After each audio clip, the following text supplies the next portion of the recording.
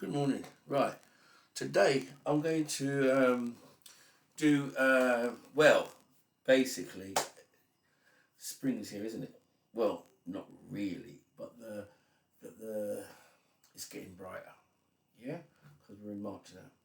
So what am I going to do? I'm going to do Chicken Kiev. I had two options. I had the option of getting the chicken breast already prepared. But you know what I'm going to do? I am going to take the breast off of the whole chicken. Um, Reason being, it was actually cheaper for me and more practical for me to buy a whole chicken, a little chicken, and do the prep. Then to buy it already prepared, because I have 4 or 5 chicken breasts and I don't really need that many. Right? So Chicken Kiev. Right? Now I'm gonna do Chicken Kiev and it's gonna go on a salad. Right? I will prepare the salad later. The first thing I'm going to do, there's no point in me preparing the salad now, because what happens is when you prepare Chicken Kiev, you've got to put it, the butter or whatever, in the chicken and put it in the fridge just to rest for a little bit to make the butter get a bit hard. Yeah. So therefore, yeah, I'm going to prepare the butter first. So let's have a look here. This is my workstation here at the moment. So what I'm going to do now, I'm going to prepare garlic butter. So first I'm going to do is get a knife. And oh, by the way, a little hint for you: when you're making garlic butter, you use parsley, because apparently parsley takes away the smell of the garlic. Okay, so parsley always goes in the garlic butter. So it's a little tip for you. Yeah. So you'll see me here now. I'm going to chop up all this parsley. As fine as I can, and then I'm going to make the garlic butter. Yeah, so just going to chop up this garlic, chop up this parsley, really fine. And I want you to see this. I want you to see the way I'm chopping it up. Right. Now you rock the knife. You don't take the knife off the chopping board at all. You rock the knife from tip to heel, right? And just run the parsley through underneath. And you just keep on doing that until you get the fineness that you're looking for. You keep going until you get as fine as you can. Now this parsley is already been washed and already been picked and prepared. Normally, if you have a bunch of parsley, fresh parsley, you would pick the leaves from the parsley. You don't really use the stalk, right? What you don't throw away the stalk. You use the stalk in your stocks and your sauces. Like if you're making a soup or something, you can put the parsley stalks in there. You wouldn't throw it away.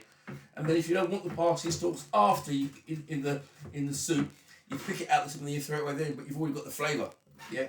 So as you can see now, I've got chopped or finely chopped parsley. That is what I want. That is gonna, not all of it, is going to go into the parsley butter. Yeah? Right. So I put my parsley in a container. And then I'm going to peel my garlic. This garlic is nice and big. Right? Lovely.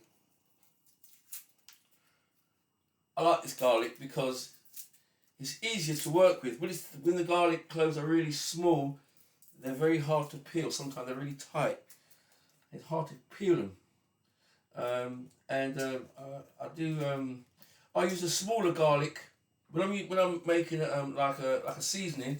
I just put the whole garlic with the skin and everything into a blender and just blend it up. But the bigger garlic, I can peel it and then use it the way I want to use it. If you know what I'm saying, yeah. So here we go. So once again, we've got some garlic. Let's slice it down, yeah. Now, some people like to use a garlic crusher, but because once you chop garlic, it doesn't. The smell hardly comes off your hand, and your onions as well. But what I normally do, my little method again, I have a sink of dirty washing. When I finish chopping my garlic and my onions, I wash all the plates and the cutlery and everything that needs washing. By the time I take my hand out of that sink, my hands don't smell of garlic anymore. But that's my method, right? So here now, I'm just chopping down the garlic. It doesn't necessarily need to be finely chopped, right? It doesn't matter if it's in lumps. But just for your benefit, I'm going to show you how to crush garlic, right? You need salt. So I'm just going to get some salt.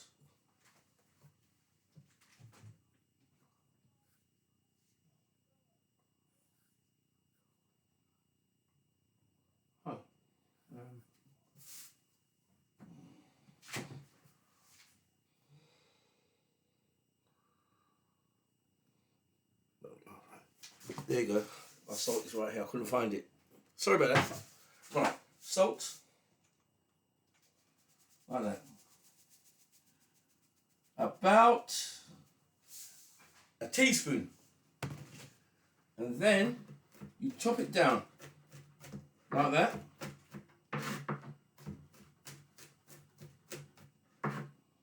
And then you get the tip of the knife and you crush it like that. And you cream the garlic like that.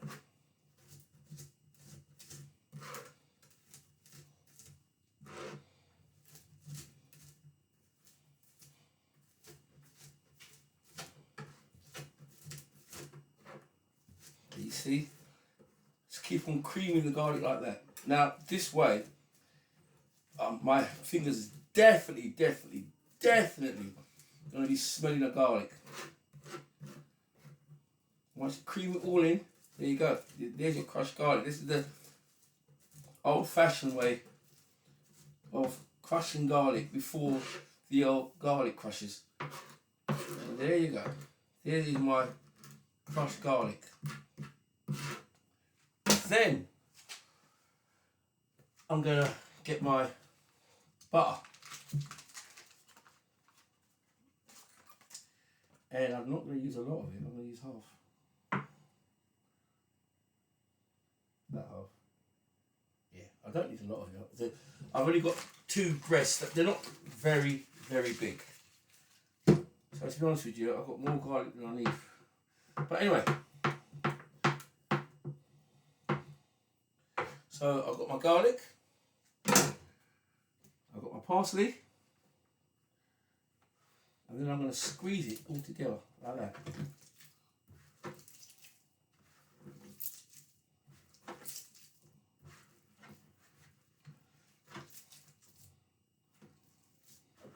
This is called a compound butter. Now, a compound butter is a butter that's got more than one ingredient. You can have garlic butter, you can have onion butter, you can have mushroom butter, you can have chorizo butter, you can have anchovy butter. All of them are compound butters. It means it's got more than one thing in the butter. Yeah, you can have a parsley butter. So it doesn't have to. It's not just assigned to garlic only. Yeah, you can have coriander butter. You name it, you can have it. Butter. Right. And then what I'm gonna have to do now is I'm gonna have a little. Don't have to, but normally when we're doing a garlic butter, a little teaspoon of lemon. Yeah? So I put a little lemon juice, move that in, squeeze that about.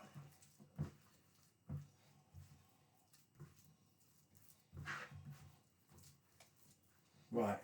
Now, then I just roll my butter into a little nice shape. It doesn't have to be this shape. It could be any shape. You want to shape it? I'm going to wrap that into cling film. And then, or what I might just do, because I'm going to use it, aren't I? Straight away. I am going to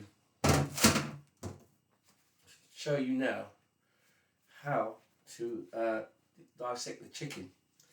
Once I dissect the chicken, I am going to show you how to stuff it. Then I will show you how to cook it. And we're going to preserve it today. We're going to serve it today with salad. So bear with me, yeah? Hold on. Just bear with me.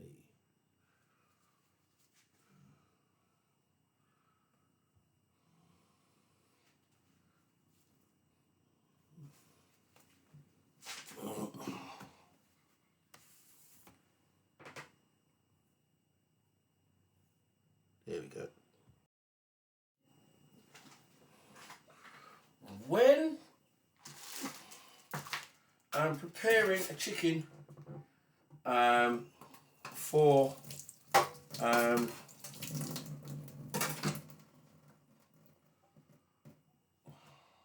we're gonna for butchery. I'll call it butchery for the time being, because there is a saute cut that one day I'll show you. But I'm going to show you now. Just I want to remove the breast.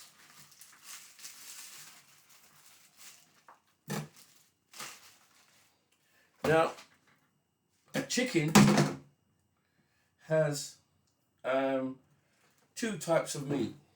From the leg, you get the brown meat, and you got the leg and you got the thigh.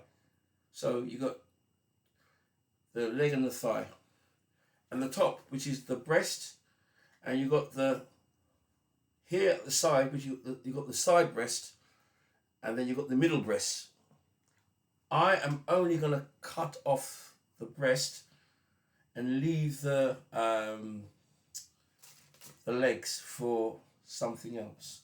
So what I'm going to do, I am going to go down there like that. You can see the seam. I'm going to go like that.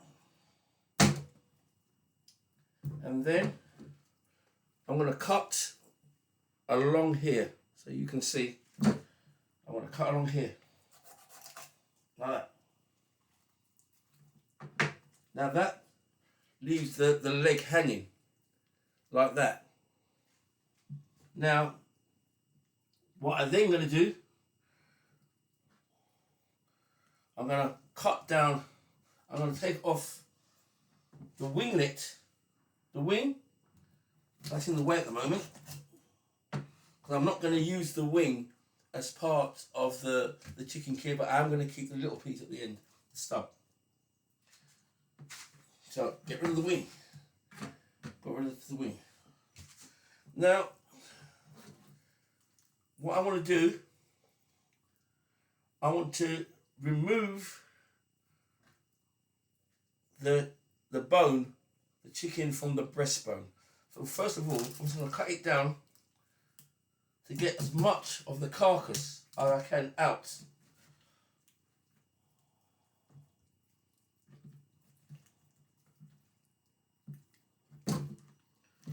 None of this will go to waste. Now you see the neck and the legs are there. That I can use for something else. Now we have the breast, just the breast. There you go, right?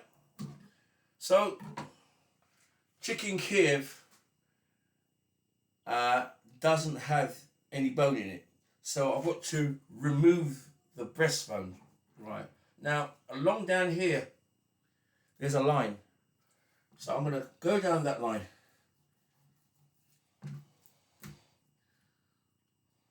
And then, either side, I can just quickly feel where the bone is. and just slightly go through it. Somebody, there's a wishbone here. I should have removed the wishbone really. Yeah. So if I try and remove the wishbone, it's going to make it an easier way of getting through the breast. So I'm just going to get the wishbone. That's a piece of the wishbone, and it's the bone along here. If I come closer, it's the bone just along there. So you'll feel it, it's a little bone. And so I'm just going to go in there and feel for it. Feel for it, and then let's take it out.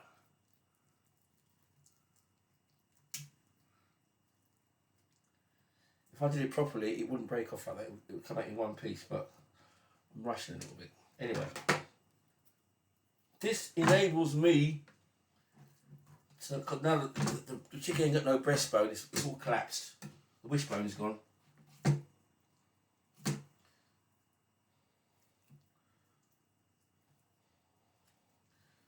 I'm going to keep the skin on as well. So I'm just going to stroke away and scrape away the chicken from the bone.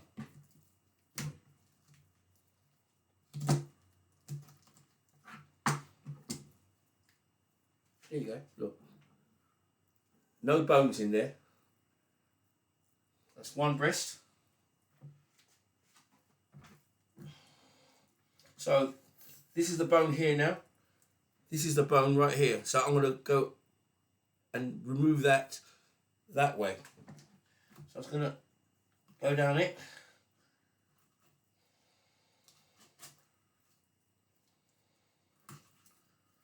And then remove any of the meat off of it. Like that.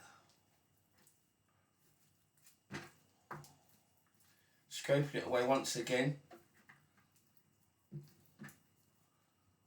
And trying to... There we go. Now, that leaves that. That's the breastbone. And there you go. Boneless breast. Now, the part that we're going to stuff the chicken, aren't we? So we've got our breast here. What we're going to do, we're going to make an incision in the breast. So I'm going to make an incision in the breast, like a little pocket in the breast, right? And I'm going to do 2 of those.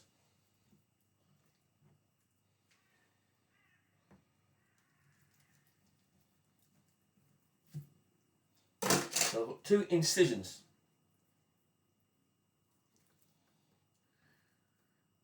Two incisions. Then I'm going to roll the butter and place it into, oh sorry, I rolled it in the parsley. And that's 1. There's the other incision. The butter's in there. And that's 2. Right. That is how you prepare and stuff Chicken Kiev. The next thing you want to do is you're going to want to pane. Now, you know that I've done breadcrumbs, flour. Oh, I've done flour, egg, flour. Today I'm going to do flour, egg, breadcrumbs. When you are paneing Chicken Kiev, you have to do it twice. So I'm going to clear my section, and then I'm going to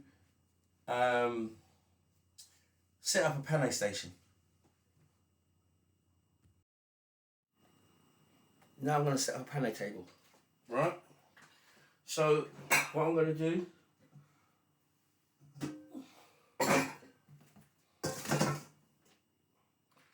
on here, I want to do it this way so that you can see, right, exactly what I'm doing. Hopefully you'll see this.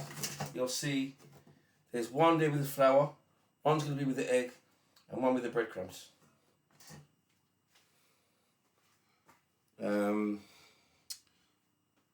Just going to get some egg.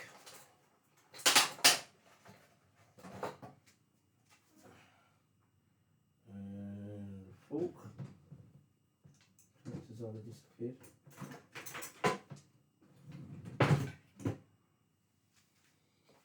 Right. Egg. Salt. Half a teaspoon of salt. Whisk it up. I'm going to add a little bit of water. That's it, just for volume. Right. Now, because it's got a filling, it's going to have to be paneed twice. Yeah. All I can say, I'm glad it's only 2 chickens I'm doing, rather than 10 or 20. Yeah. It's really hard when there's a banquet going on. Right, when you've got like about 50 chicken Kievs that you've got to do. Right. Normally one person does the flour and the breadcrumbs, the other person just dips it in the egg.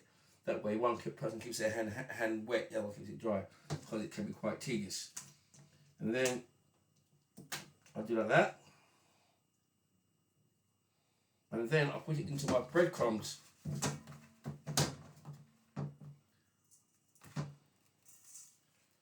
And I put it back into the flour.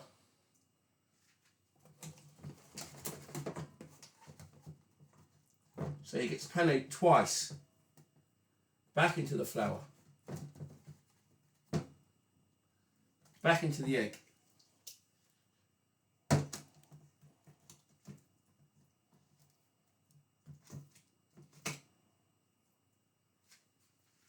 And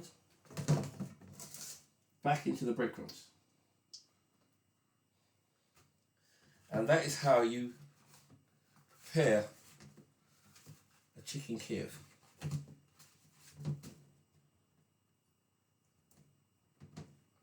Yeah?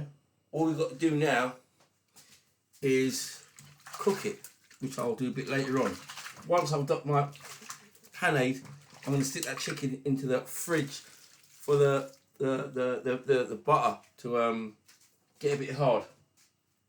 And then I'll show you the end result. It's going to be a chicken Kiev salad anyway, so that should be interesting.